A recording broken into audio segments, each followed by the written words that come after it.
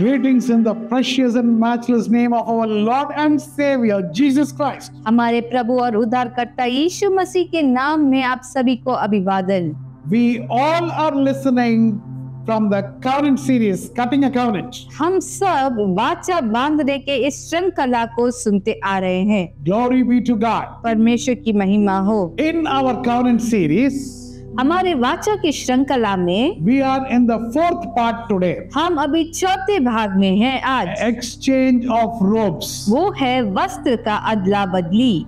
Glory be to God. परमेश्वर की महिमा हो। We all are blessed people because we are getting so much of all this in-depth teachings. हम सब आशीषित लोग हैं क्योंकि हम सब ये गहरा वचन को प्राप्त कर रहे हैं। When we say life of covenant, जब हम कहते हैं वाचा का जीवन, it is not about reading the Bible, it is about living the Bible. ये केवल बाइबल पढ़ने के बारे में ही नहीं, उसके तक ही सीमित नहीं है, हमें बाइबल के अनुसार जीना पड़ेगा। And when we live, we understand how much Christ has loved us. और जब हम बाइबल के अनुसार जीते हैं, हम समझ पाते हैं कि मसीह ने हमसे इतना प्रेम रखा। In this series, today we are going to discuss exchange of robes. आज के सीरीज में हम वस्त्र के अदला बदली के विषय पर देखने वाले हैं। Why the robes of a person is exchanged? क्यों दो व्यक्तियों का वस्त्र बदला जाता है? Two people are entering into a covenant. दो लोग वाचा में प्रवेश करते हैं। They exchange their garments. वो अपने वस्त्र को बदलते हैं। Why? क्यों? Because to say I am like you and you are like me. ये संदेश बताने के लिए कि मैं तुम्हारे जैसा हूँ और तू मेरे जैसा होगा। It is not that they should feel I am a different person. और ऐसा नहीं कि दो लोग ऐसे सोचे कि दोनों अलग अलग लोग हैं। Whatever is mine belongs to you and whatever is yours belongs to me. जो कुछ तेरा है वो मेरा है और जो कुछ मेरा है वो तेरा है। In other words or in simple sentence, if we have to say, और दूसरे शब्दों में या आसान शब्दों में यदि इस बात को कहें, we are not two people, we are one person. हम दो अलग अलग लोग नहीं बल्कि एक ही व्यक्ति हैं। The main reason we are studying is to keep Christ in mind, inside our mind. और हमारे ये अध्ययन का मकसद यह है कि हम मसीह को हमारे मन में रखना चाहते हैं। So the robes are exchanged. तो वस्त्र बदला जाता है। Let us see in the Bible what happens. Bible में देखते हैं कि क्या होती है। The book of 1 Samuel chapter 18 verse 1 to 4. पहला शमूएल 18 अध्याय उसका 1 से 4। Can we have a reading in Hindi? हम हिंदी में पढ़ेंगे। जब वह शाऊल से बातें कर चुका, तब योनातान का मन दाऊद पर ऐसा लग गया कि योनातान उसे अपने प्राण के समान प्यार करने लगा। और उस दिन शाऊल ने उसे अपने पास रखा और पिता के घर लौटने न दिया। तब योनातान ने दाऊद से वाचा बांधी क्योंकि वह उसको अपने प्राण के समान प्यार करता रहा था। योनातान ने अपना बागा और जो वह स्वयं पहने था उतार कर अपने वस्त्र समेत दाऊद को दे दिया, वरन अपने तलवार और धनुष और कटिबंध भी उसको दे दिया। Glory be to God. परमेश्वर की महिमा हो। The father of Jonathan was Saul. योनातान का पिता शाऊल था And he was a king. और वो राजा था। So Jonathan is supposed to be the king after his father. तो उसके मुताबिक योनातान को अपने पिता के बाद राजा का पद मिलने वाला था। By exchanging the garment, what Jonathan is doing is he is letting his dear friend David in that position. और अपना वस्त्र को उसे देखकर वो अपने प्रिय मित्र दाऊद को उस पद में ले आ रहा है। We can understand this in this way. हम इस प्रकार इस घटना को समझ सकते हैं। Jesus Christ, the groom, humbled himself, came down to this earth and let go of that position. यीशु मसीह जो हमारे दुल्हा है, अपने आप को नम्र करके नीचे आए और अपना वो पद जो है वो छोड़कर हमारे लिए आए। Jonathan gave his robe, his armor, his sword, and his bow and his belt to David. योनातान ने अपना बागा जो वह स्वयं पहना था उतार कर अपने वस्त्र समेत दाऊद को दिया, वरन अपने तलवार, धनुष, कटबंदी भी उसको दे दिया। This is a must in the covenant. और ये वाचा का एक बहुत ही मुख्य भाग है। So here today we are going to give importance to exchange of robes. और यहाँ पर वस्त्र की अदला बदली के ऊपर हम मुख्यता देने वाले हैं। After David wearing everything what Jonathan gave, how David will be looking? और दाऊद ने जब योनातान का सारा वस्त्र पहन चुका था तो दाऊद कैसे दिखेगा? David will look exactly like Jonathan. Dawood बिल्कुल योनातान के समान ही दिखेगा। David and Jonathan are friends. Dawood और योनातान मित्र थे। They make a covenant. वो वाचा बांधते हैं। Now Jonathan is the son of Saul. योनातान शाऊल का पुत्र है। He should become the king. उसे अगला राजा बनना था। But he is joining hands with David.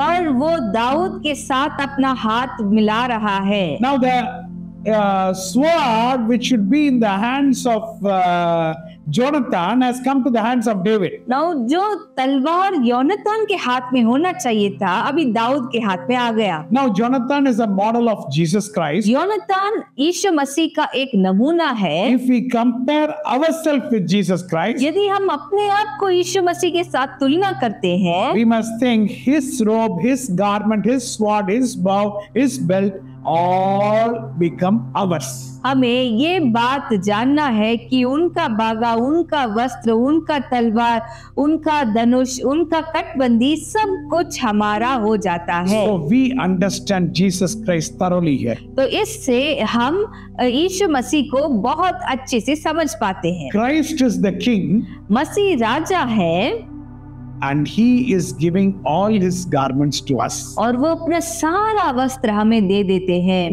What was David's position in his family? और दाऊद का क्या पोजीशन था अपने परिवार में? Actually he was not counted among the family member at all. Actually परिवार के सदस्य में उसको कभी नहीं गिनते थे। Nobody even gave a thought about David. और दाऊद के बारे में लोग सोचते भी नहीं थे। His father did not have a mind about David. और उसके दाऊद का पिता जो है दाऊद के बारे में कभी सोचता भी नहीं था। So David did not have proper garments. तो दाऊद का ठीक से एक वस्त्र भी नहीं था। But the future king, which is Jonathan, is so much attached to David. पर भविष्य में आने वाला ये राजा योनातान इतना करीब हो गया दाऊद के साथ। He is thinking about David. वो दाऊद के बारे में विचार करता है। How to understand this? इस बात को हम कैसे समझे? The King of Kings and the Lord of Lords, our Lord Jesus Christ. राजाओं का राजा, प्रभुओं का प्रभु, हमारे प्रभु यीशु मसीह। He has considered us when we were not accounted by anybody. और जब लोग हमें तुच्छ मानते थे तब उन्होंने हमें गिना और हमारी चिंता की। So Jonathan was a model of Jesus Christ. योनातान यीशु मसीह का एक नमूना था। So when people are seeing David wearing Jonathan's dress, what they will think? और जब लोग देखते हैं दाऊद को योनातान के वस्त्र में तो क्या वो सोचेंगे? They will think actually Jonathan is going. और वो ऐसे सोचेंगे कि योनातान ही जा रहा है। Actually sometimes in our house by mistake something happens. और हमारे घर में भी कई बार ऐसे गलती से हो जाता है। See my wife some of her dresses she just donates to the people who are working in our house. और मेरी पत्नी है जो हमारे घर के सेवकों को वो अपना पुराना वस्त्र दे देती है। So when I am sitting in one room, और जब मैं एक कमरा में बैठता हूँ, somebody passes, I think that is actually my wife because they were wearing my wife's dress. और यदि कोई पास होके जाता है मेरे रूम से तो मुझे लगता है कि शायद मेरी पत्नी ही होकर गई है क्योंकि वो लोग मेरे पत्नी के वस्त्र पहन के जाते हैं। Then I go inside. फिर मैं अंदर जाता हूँ। And when I go inside, फिर जब मैं अंदर जाता हूँ, suddenly my wife is coming in. अचानक कहीं से मेरी पत्नी आ जाती है। अरे I just now I saw you are going outside. और मैं कहता हूँ अरे अभी मैंने देखा तुम बाहर जा रही थी। Then only I understand actually they are wearing my wife's dress. फिर मुझे समझ आता है कि वो मेरे पत्नी के वस्त्र पहन रहे थे। My dear child of God, मेरे प्यारे परमेश्वर के बच्चों, dress becomes the identity of a person. वस्त्र एक व्यक्ति का पहचान बन जाता है। If somebody you have to meet and you have never seen that person, यदि आप किसी अनजान व्यक्ति से मिलना चाहते हैं and you say, he is telling, I am waiting in this bus stop, you come. और वो कहते हैं आपसे कि मैं इस बस स्टॉप में इंतजार कर रहा हूँ, आ जाओ, What he will say? वो क्या बोलेगा? My nose is like this, my eyes is like this, my ears is like this. He will not give that identification, na? और क्या वो ऐसे बोलेगा कि मेरा नाक ऐसा है, मेरा कान ऐसा है, मेरी आंख ऐसी है? वो इस प्रकार का चिन्ह तो नहीं देगा। He will tell, वो ऐसे कहेगा, I am wearing blue shirt and black pant. I am standing here. Please come. और मैं ब्लू शर्ट और ब्लैक पैंट पहन के इधर खड़ा हूँ, इधर आ जाइए। So garment becomes the identity. तो इससे वस्त्र पहचान बन जाता है। How many of you agree with me? कितने लोग मानते हैं मेरे पास? So garment is the identity for everybody. तो वस्त्र एक व्यक्ति का पहचान बन जाती है। In other words, clothes are the person. और दूसरे शब्दों में यदि कहेंगे तो वस्त्र एक व्यक्ति बन जाता है। One incident happened. एक बार एक घटना ऐसी हुई, One man suddenly started liking another one woman without liking his wife. और एक व्यक्ति अपने पत्नी से ज्यादा दूसरी लड़की से प्यार करने लगा।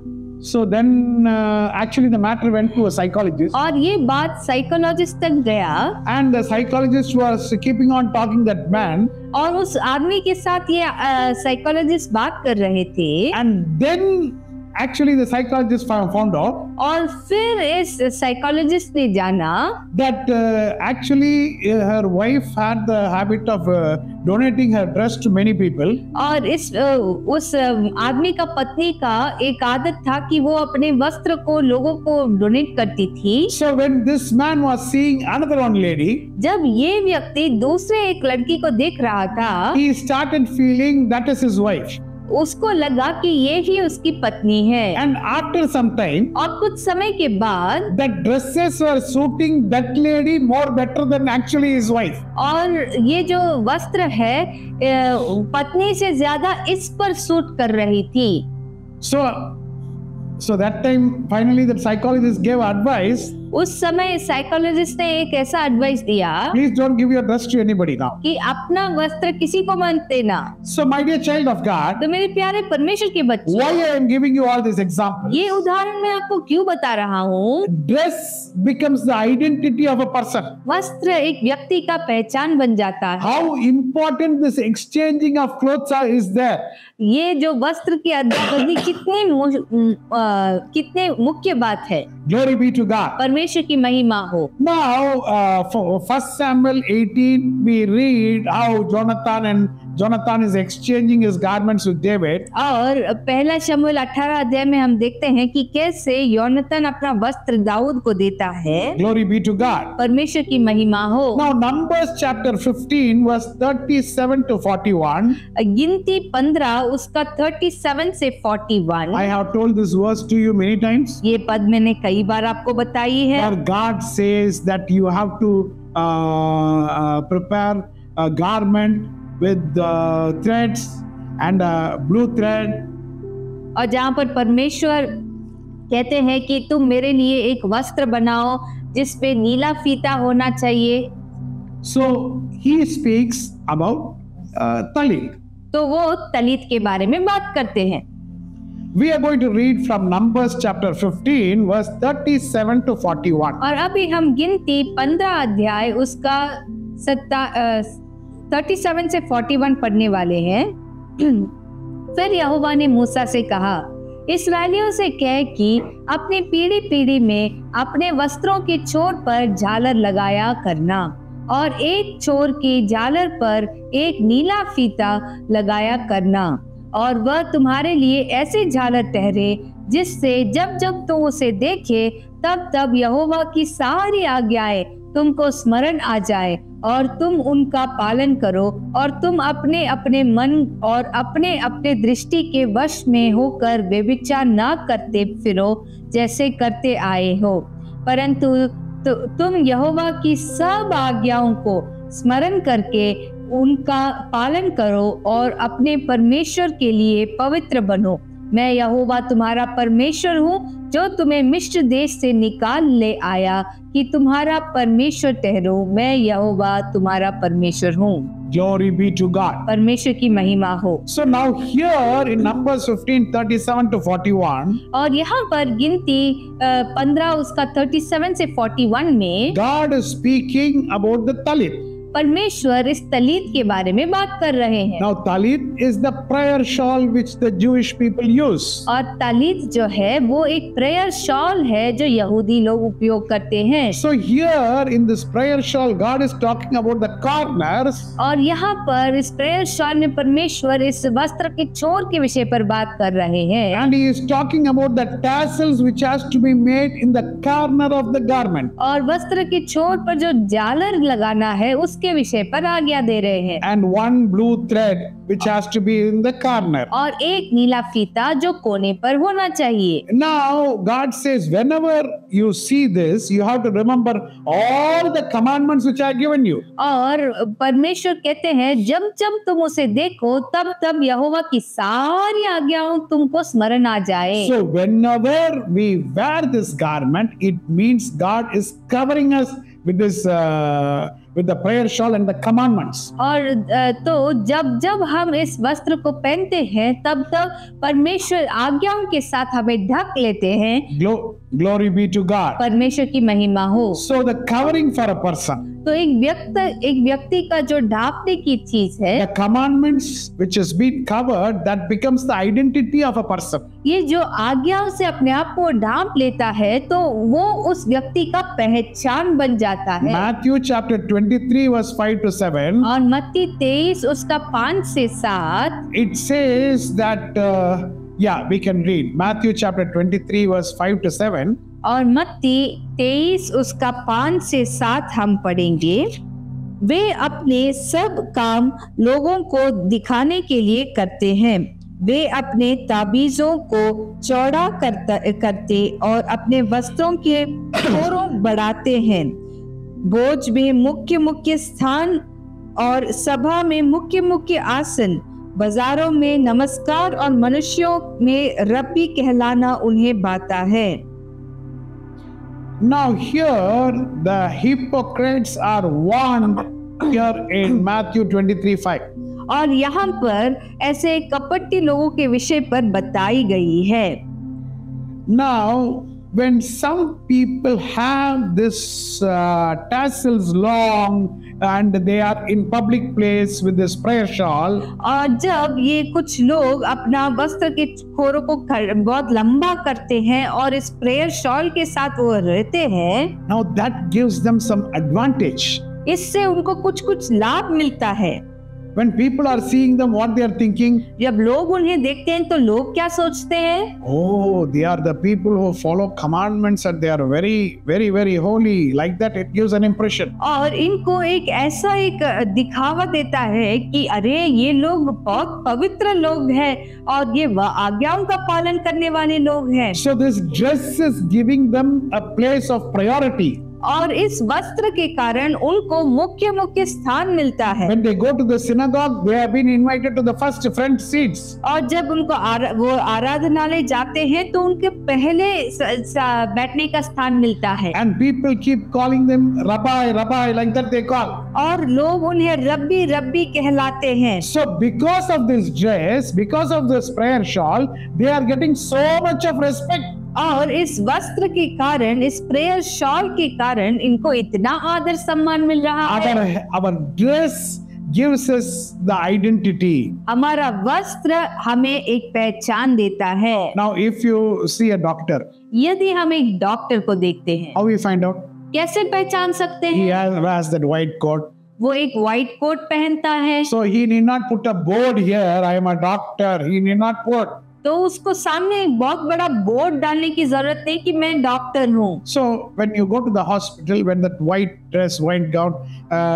with the white hat they are putting, we know that is the staff nurse. और जब हम हॉस्पिटल जाते हैं तब एक वाइट यूनिफॉर्म में ऊपर एक वाइट कलर से कैप में बैठते हैं तो हम जान लेते हैं कि ये स्टाफ नर्स है। We identify people with their dress. हम लोगों को उनके वस्त्रों के द्वारा पहचानते हैं। We identify soldiers. हम सैनिकों को पहचानते हैं। If they wear the wedding gown, it means it is a bride. They are going to get married. We know that. यदि कोई ऐसे विवाह का वस्त्र पहनता है हम जान लेते हैं कि यही दुल्हा दुल्हन है। So if there is a prisoner, he also has a separate dress. यदि एक कैदी है उसके लिए भी एक अलग वस्त्र होता है। Like this, we are able to identify all people with their dress. इस प्रकार वस्त्र के द्वारा हम लोगों को पहचान पाते हैं। Now, if you see the dress of a high priest, it is a separate dress. और यदि हम महायाजक का वस्त्र देखें वो एक अलग किया हुआ वस्त्र है। God himself has given the high priest, has told how he has to wear. और परमेश्वर स्वयं आज्ञा दिए हैं कि एक महायाजक को अपना वस्त्र कैसा पहनना है। Why God told? क्यों परमेश्वर ने कहा? Because when people are seeing the high priest, क्योंकि जब लोग इस महायाजक को देखते हैं they want God wants people to understand him by seeing the high priest. परमेश्वर चाहते हैं कि लोग परमेश्वर के बारे में जाने इस महायाजक को देखकर। Now, when we go and preach, when we stand in the pulpit to preach, और अभी जब हम पुलपिट में खड़े होकर प्रचार करने खड़े होते हैं we need to go with proper dress. हमें सही वस्त्रों के साथ जाना पड़ेगा। This is to respect the people. ये इसलिए है क्योंकि हम लोगों का आदर करते हैं। If suppose we are in a 5-star hotel, यदि हम एक 5 स्टार होटल में हैं and a waiter is going to come and serve us, और एक वेटर आके हमारा पौनाई करने वाला है, he comes with a proper dress. एकदम अच्छे से वस्त्र पहनकर, So we know he is a waiter, हम जानते हैं कि वो वेटर है, including he wears a hat so that the hair also will not fall. और वो सिर में एक हैट भी पहनता है ताकि उसका बाल भी ना गिरे कहीं पर। Why? क्यों? Why so much professional dress for a waiter? क्यों एक वेटर के लिए इतना वस्त्र पहनना? Respect for the person who has come to eat. जो आदमी खाने बैठा है उसके लिए आदर देता है ये। My dear child of God, मेरे प्यारे परमेश्वर के बच्चों, when we exchange the dress, जब हम वस्त्र का अदला बदली करते हैं it is the respect for the person. ये उस व्यक्ति के लिए एक सम्मान की बात है। Our former president APJ Abdul Kalam, और हमारे फॉर्मर जो राष्ट्रपति हैं उनका नाम APJ Abdul Kalam, he kept a dress code. वो अपने लिए एक ड्रेस कोड बना दिए, Like light blue shirt and a pant, like that he will wear always. Light blue shirt और एक पैंट ऐसे पहनते थे। After he became the president, actually they told him, you have to wear a suit, you cannot go with this type of dress. और उनको राष्ट्रपति बनने के बाद लोगों ने उनसे कहा कि आप ऐसे सिंपल कपड़े में नहीं जा सकते, आपको एक सूट बनाना पड़ेगा। So he used to wear that round neck suit after that. तो उसके बाद वो एक राउंड नेक सूट पहनना शुरू किए। So the garments are people. तो वस्त्र ही लोग हैं। Covenanted life means a controlled life. और वाचा का जीवन का मतलब है एक अनुशासन का जीवन। What you are speaking, what you are seeing, what you are eating, how you are wearing your dress, everything is controlled life. हमारा बोल चाल, हमारे देखने का तरीका, हमारे बोलने का तरीका, सुनने का तरीका, सब कुछ एक अनुशासन जीवन हमें बिताना पड़ेगा। But nowadays some culture is come. पर आजकल कुछ ऐसी कल्चर आ चुकी है And that culture is trying to enter the church also. और वो कल्चर जो है, वो संस्कृति जो है, वो कलीसिया में आने की भी कोशिश कर रही है। Now they wear jeans वो जीन्स पहनते हैं and it has 4 holes. और उसमें चारों तरफ छेद होता है, All sides there is holes. सब तरफ छेद होती है। What dress is this? ये क्या कैसा वस्त्र है भाई? How you can wear this type of dress and come and say I am standing in front? और इस प्रकार के वस्त्र को पहनकर हम कैसे बोल सकते हैं, कैसे सामने खड़े हो सकते हैं? Around some people say this dress is okay. और कुछ लोग कहते हैं हाँ ये वस्त्र तो ठीक है। And the reason, you know what they are saying? आप जानते हैं इसका कारण क्या है? They are covering the youth. हम जवानों को कवर कर रहे हैं। Cover and cover totally and take them to hell. Total coverage. With the total coverage, you will take them to hell. और सारे जवान को इस प्रकार कवर करते रहो, सबको नरक में ही लेकर चले जाओ ऐसे। My dear child of God, मेरे प्यारे परमेश्वर के बच्चों, our God has given all the methods and how we have to wear the dress in our holy scriptures. हमारे प्रभु ने सारा जो सूचनाएं बताई हैं और कैसे हमें वस्त्र पहनना है उसका आज्ञा भी दिया है। Genesis chapter 37 verse 1 to 3. और उत्पत्ति 37 उसका 1 से 3। Yeah, we are going to read. याकूब ने तो कनान देश में रहता था, जहां उसका पिता परदेशी होकर रहा था। याकूब के वंश का वृत्तांत यह है, यूसुफ 17 वर्ष का होकर अपने भाइयों के संग भेड़ बकरियों को चराता था, और वह लड़का अपने पिता की पत्नी बिल्हा और जिल्पा के पुत्रों के संग रहा करता था, और उनकी बुराइयों का समाचार अपने पिता के पास पहुंचाया करता था। इस्राएल अपने सब पुत्रों से बढ़ के यूसुफ से प्रीति रखता था, क्योंकि वह उसके बुढ़ापे का पुत्र था, और उसने उसके लिए एक रंग बिरंगे अंगरखा बनवाया। We see here about Jacob. यहाँ पर याकूब के विषय पर देखते हैं। Jacob, the one who wrestled with God. याकूब जो परमेश्वर के साथ मल्लयुद्ध किया। In Genesis 37:3 it says, और उत्पत्ति 37 के 3 में हम देखते हैं कहा गया है, his name is Israel. उसका नाम इस्राएल रखा। This is the name which is given to him by God. ये परमेश्वर ने उसको दिया था। Now he gives a multicolored dress to Joseph. ये यूसुफ को एक रंग बिरंगे अंगरखा देता है। Now Joseph is identified with this multicolored dress. और यूसुफ को इस रंग बिरंगे अंगरखा के द्वारा पहचाना जाता था। But it is not just the dress. पर ये केवल वस्त्र के बारे में नहीं है। That multicolored dress represents the firstborn rights have come to Joseph. और ये रंग बिरंगे अंगरखा जो है इस बात को दर्शाता है कि पहलौठे का अधिकार यूसुफ के हाथों में आ चुका है। So all the brothers are seeing. तो सारे भाई देख रहे हैं। And they are able to find out that the firstborn right has gone to this person. और वो समझ गए कि पहलौठे का अधिकार इस आदमी के हाथों में चला गया। So before they are going to put him, kill him also, they are first removing his dress. तो पहले उसको मारने से पहले उसका वस्त्र को निकाल देते हैं। Glory be to God. परमेश्वर की महिमा हो। So if you see chapter 37, यदि हम चैप्टर 37 को देखेंगे, it talks about Jacob. याकूब के विषय पर बताई गई है। Verse 2, this is the history of Jacob. और पद 2 में बताया गया है याकूब के वंश का वृत्तांत यह है। And how it starts? पर इस कैसे शुरू होता है? Joseph. Yusuf. Actually how it should have been started? कैसे शुरू होना चाहिए था? Reuben. Because he is the first son. क्योंकि वही पहलौठा है। But the firstborn has got transferred to Joseph. पर ये पहलौठे का अधिकार यूसुफ के हाथ में चला गया। And the multicolored dress has come to Joseph. और ये रंग बिरंगे अंगरखा यूसुफ के हाथ में आ गया।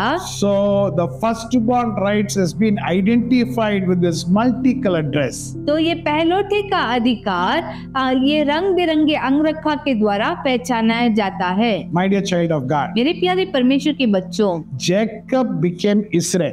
याकूब इस्राएल बना। If Jacob is Jacob, then the firstborn is Reuben. यदि याकूब ही रहा तो पहलौठा रूबेन ही रहेगा। But Jacob became Israel. और याकूब इस्राएल बना। Now the elder son is Joseph now. अभी जेठा बेटा कौन है? Yusuf. This is the plan which God has made. ये योजना परमेश्वर ने बनाया। What is Satan trying in Joseph? और यूसुफ के जीवन में शैतान क्या कोशिश कर रहा है? Satan wants to take away the identity which God is giving. शैतान उस परमेश्वर ने जो पहचान दिया है उसको छीनना चाहता है। Now, even though he went to Egypt, वो मिस्र को तो गया था, but still God fulfilled his plan.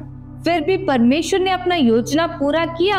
Glory be to God. परमेश्वर की महिमा हो। Let us see Luke chapter 4 verse 14 to 20. अभी हम पढ़ेंगे लूक का 4 अध्याय उसका 14 से लेकर 20 पद। But we are going to focus on 2-3 verses only. Let us start from 18. और हम 2-3 पदों पर ही हम फोकस रखने वाले हैं, पर पद 18 से हम शुरू करेंगे। Yes. प्रभु का आत्मा मुझ पर है, इसलिए कि उसने कंगालों को सुसमाचार सुनाने के लिए मेरा अभिषेक किया है और मुझे इसलिए भेजा है कि बंदियों को छुटकारे का और अंधों को दृष्टि पाने का सुसमाचार प्रचार करूं और कुचले हुओं को छुड़ाऊं और Enough. Now we are seeing this verse in the Old Testament. और यहाँ पर इस पद को हम पुराने नियम में देखते हैं। Isaiah chapter 61 verse 1 and 2. हम और वो यशायाह 61 उसका 1 और 2 में है। Glory be to God. परमेश्वर की महिमा हो। यशायाह 61 1 and 2। प्रभु यहोवा का आत्मा मुझ पर है, क्योंकि यहोवा ने सुसमाचार सुनाने के लिए मेरा अभिषेक किया है और मुझे इसलिए भेजा है कि खेदित मन के लोगों को शांति दूं, कि बंदियों के लिए स्वतंत्रता का और कैदियों के लिए छुटकारे का प्रचार करूं। Now we see here it says the spirit of the sovereign Lord is upon me. और यहाँ पर बताया गया है कि प्रभु यहोवा का आत्मा मुझ पर है।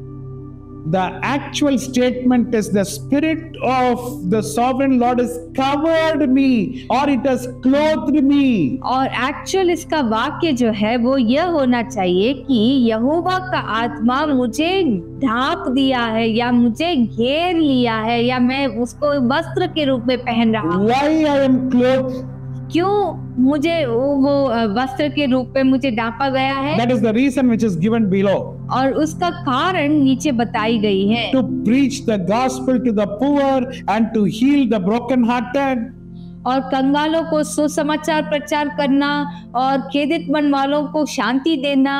Now there is a difference between what is told in Luke and what is told in Isaiah. और लूका में जो बताई गई है और यशायाह में जो बताई गई है उस पे एक फर्क है। To heal the brokenhearted. खेदित मन वालों को, खेदित मन लोगों को शांति दो। It is shanti do, peace. Yes. It is given in Hindi as giving peace. Yes. Okay. Now I think the translation is not correct.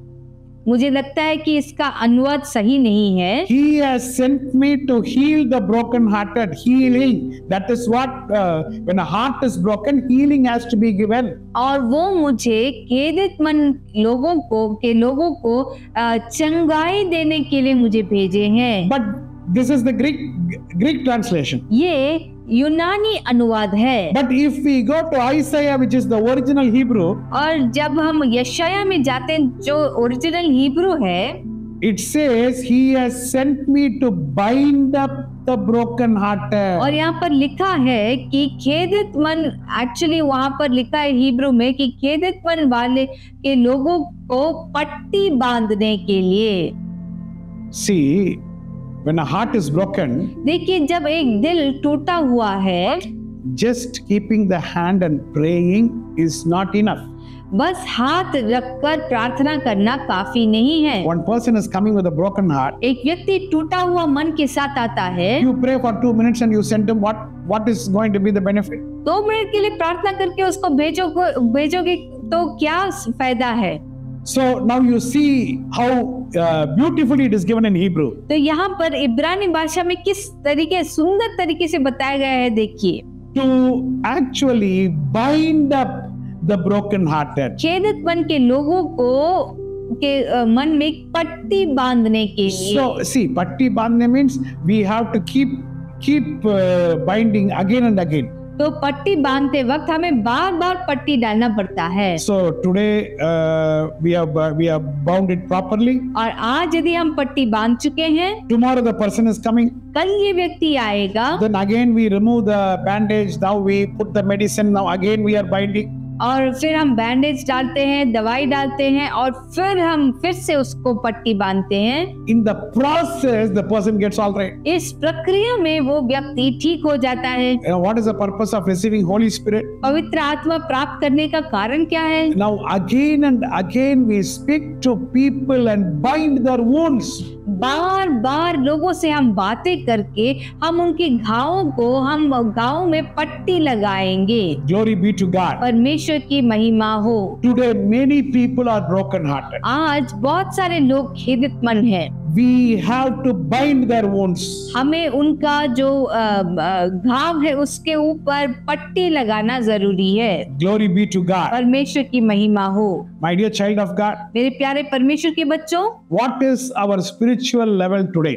आज हमारा आत्मिक स्तर कहाँ पर है? Are we clothed properly? क्या हम सही तरीके से अपने ऊपर वस्त्र पहनाए रखें? What is the work of Satan? शैतान का काम क्या है? Satan is ready to destroy your identity. शैतान आपके पहचान को नाश करने के लिए तैयार है। He wants to take away your identity. He wants to take away your dress. और वो आपकी पहचान को निकालना चाहता है, आपके वस्त्र को उतारना चाहता है। Satan wants to remove your dress and make you naked. शैतान आपके वस्त्र को उतार कर आपको निर्वस्त्र बनाना चाहता है। But what God wants? पर परमेश्वर क्या चाहते हैं? God wants to clothe you. परमेश्वर आपको वस्त्र पहनाना चाहते हैं। My dear child of God, मेरे प्यारे परमेश्वर के बच्चों, when Adam was in the garden, जब आदम बगीचे में थे, so God is coming. वाटिका में थे, तब परमेश्वर आते हैं। So God is asking, how are you? तो परमेश्वर पूछते हैं कि तुम कैसे हो। So how are you means actually he's asking where are you? Where are you doesn't mean where are you Adam? I'm searching you. Where are you? Not that where are you? और कैसे हो का ये मतलब है कि तुम कहाँ हो। कहाँ हो का मतलब वो स्थान नहीं पूछ रहे, आदम तुम कौन सी स्थान में हो, ऐसे नहीं पूछ रहे। God is meaning how are you after sin? और परमेश्वर पूछ रहे तुम्हारे पाप के बाद तुमको कैसा लग रहा है। What is Adam saying? आदम को आदम ने क्या जवाब दिया? Two people are waiting for the reply. दो लोग उसके जवाब के लिए इंतजार कर रहे थे। One person, एक है God. परमेश्वर। There is another one person waiting for reply. एक और व्यक्ति उसके प्रति उत्तर के लिए इंतजार कर रहा है। Who is that? कौन है वो? शैतान। Satan is also waiting for the reply. शैतान भी उसके जवाब के लिए इंतजार कर रहा है। So what is Adam going to say? तो आदम क्या कहने वाला? And what did Adam say? और आदम ने क्या कहा? I am naked. मैं निर्वस्त्र हूँ प्रभु। God was very happy. परमेश्वर खुश हो गए। Why? क्यों? Now God can clothe him. क्योंकि अभी परमेश्वर उसको वस्त्र पहना सकते हैं। If Adam has told, यदि आदम इस प्रकार कहता, God, I am all right. प्रभु मैं तो ठीक हूँ, I am fine. मैं ठीक हूँ। Now Satan wants you to say that answer only. शैतान चाहता है कि आप ये जवाब दे उसको। You are naked. तुम निर्वस्त्र हो। And Satan wants you to say, I am all right. और शैतान चाहता है कि आप कहें कि मैं तो ठीक हूँ। God is coming and asking, परमेश्वर आकर पूछते हैं, you have committed sin. तुमने पाप किया है, How are you feeling? तुम्हें कैसा लग रहा है? If you say, यदि हम कहते हैं, I am guilty. प्रभु मैं अपने आप को दोषी महसूस करता हूँ। God, I am feeling bad. प्रभु मुझे बहुत बुरा लग रहा है। I am feeling naked. मुझे ऐसा लग रहा है कि मैं निर्वस्त्र हूँ। You know what God will say? आप जानते हैं परमेश्वर क्या कहेंगे? Don't worry. तुम चिंता मत करना, I am going to dress you. मैं तुम्हें वस्त्र दूंगा। I will give you my dress. मैं अपना वस्त्र तुम्हें दूंगा। But if you say, I am all right, यदि तुम ऐसे कहते हो कि हाँ मैं बिल्कुल ठीक हूँ, God cannot do anything. परमेश्वर तो कुछ नहीं कर सकते। My dear child of God, मेरे प्यारे परमेश्वर के बच्चे, my righteousness is filthy rags. और मेरा धार्मिकता मैले चितौड़े के समान है। My dress is not a good dress. मेरा वस्त्र अच्छा वस्त्र नहीं है। There are special dresses for gents, special dresses for ladies. विशेष वस्त्र है स्त्रियों के लिए, पुरुषों के लिए। You know, normally when during marriage time, the boy and the girl will take the best dress. और विवाह के समय में लड़का और लड़की सबसे श्रेष्ठ ड्रेस पहनते हैं। Now normally a boy wears t-shirt. Normally एक लड़का बस टी शर्ट पहनता है। But will he come to the marriage with t-shirt? क्या वो अपना शादी के लिए टी शर्ट के साथ आएगा? No. नहीं, He will go to the showroom. वो शोरूम में जाएगा। Which suit? कौन सा suit? Raymond's, Raymond, Van Hussein, Van Heusen, Louis Philippi. Louis Philippe, So many dresses. बहुत सारे आते हैं। For ladies, लेडीज के लिए I don't know. Can you suggest some dress for ladies? Zudio, Oh, Naidu Hall, oh my goodness. Sabya? What? Sabyasachi. Sabyasachi. I don't know what is that. Sabyasachi. I know. Actually, see, I am South Indian. No, I know Kanjipuram sari. You heard Kanjipuram? हम तो sari. South Indian है तो हम जानते हैं Kanchipuram sari. But you say some names which I don't understand. Repeat it. Say once again. Sabyasachi. Sabyasachi. That's a dress. Is Churida? He's a designer. He design for brand for wedding dress. Oh, we like it. Sabyasachi is an exclusive designer for wedding dress. Oh. So before that you said something? Naidu Hall. No, something else. Zudio. Okay. So, okay, there are many dresses for women. And for men, Peter England is also good. Peter England, okay.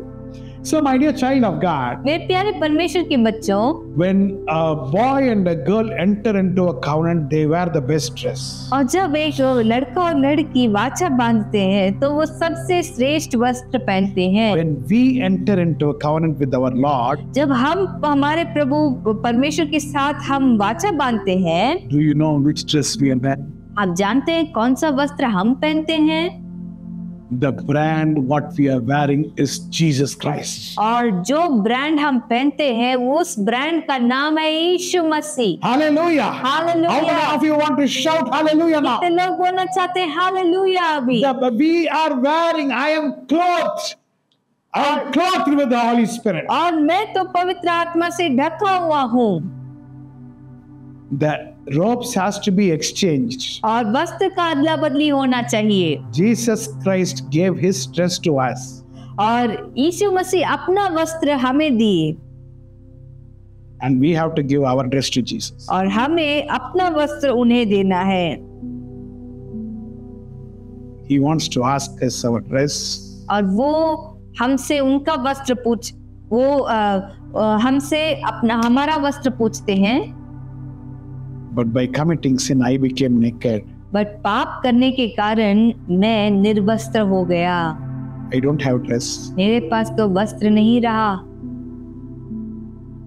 I gave my nakedness to Jesus. मैंने अपने नग्नपन को यीशु मसीह को दे दिया। He gave his dress to me. वो अपना वस्त्र मुझे दे दिए। I gave my nakedness to Jesus. मैं अपना नग्नपन को यीशु मसीह के हाथ में दे दिया।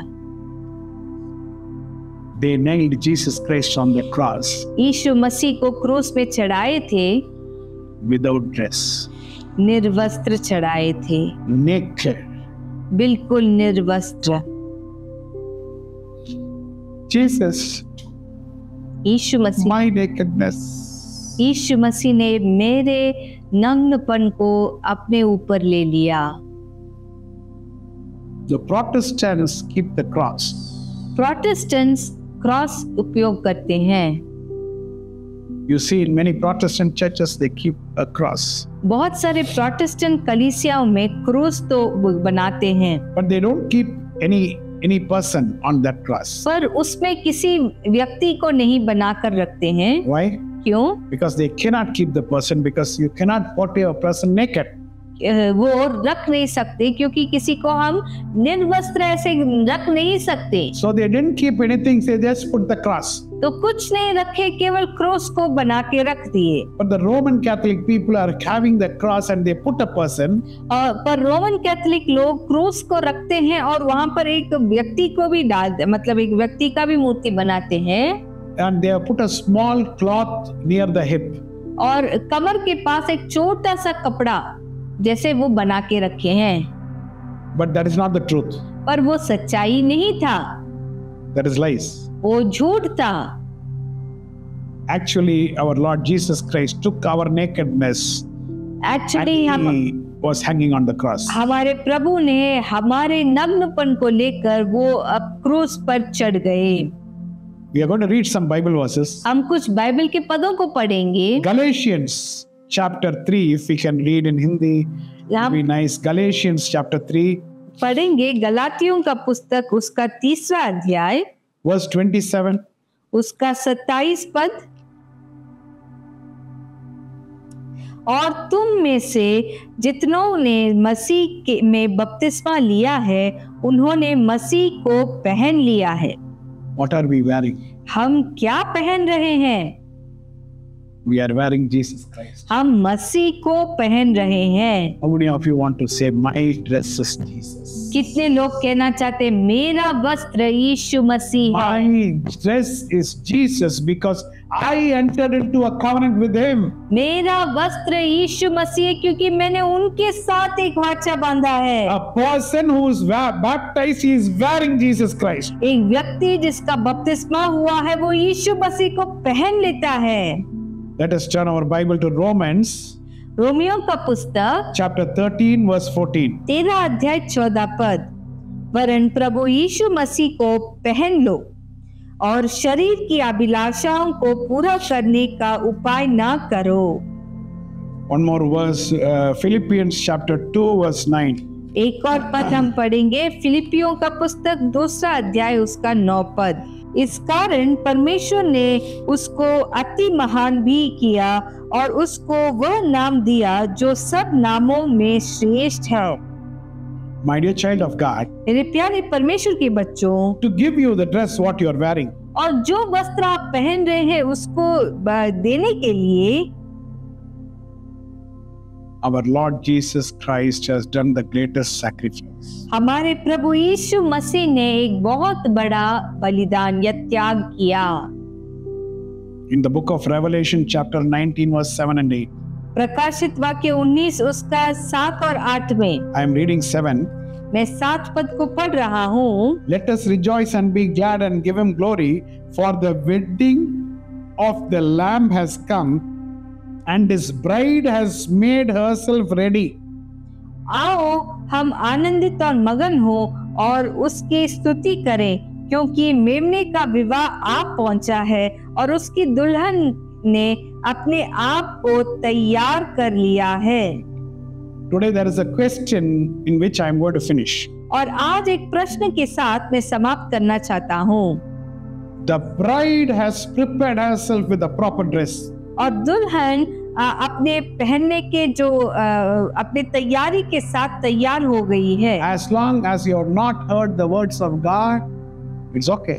और जब तक हम परमेश्वर के वचन को नहीं सुने तब तक तो ठीक है। But when you heard the words of God, और जैसे हम वचन को सुन लेते हैं, rejecting it उसको इनकार कर देना cannot be an option for you. ये एक ऑप्शन नहीं हो सकता हमारे लिए। My dear child of God, मेरे प्यारे परमेश्वर के बच्चों, today the question is, Jesus has given His dress to you. आज प्रश्न ये है कि यीशु मसीह ने अपना वस्त्र तो हमें दे We दिया। didn't have proper dress. हमारा ठीक सा एक वस्त्र नहीं था। We gave our nakedness to Jesus. हम अपना नग्नपन को यीशु मसीह के हाथ में दे दिए।